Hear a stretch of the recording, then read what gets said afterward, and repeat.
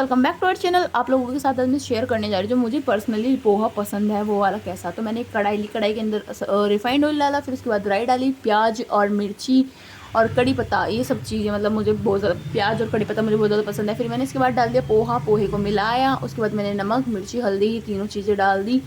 फिर मैंने उसको फिर दोबारा मिलाया। फिर इसके बाद मैंने डाला था एक नींबू, क्योंकि मुझे खट्टा पोहा बहुत ज़्यादा पसंद है। तो मैंने इसके बाद फिर इसको प्लेट में निकाल लिया अपने लिए। फिर मैंने इसके साथ बनाई अपने लिए चाय और इसको मैंने बहुत इन्जॉय किया। दीपांशु चुपके से आके मेरा पोहा खा भी गया।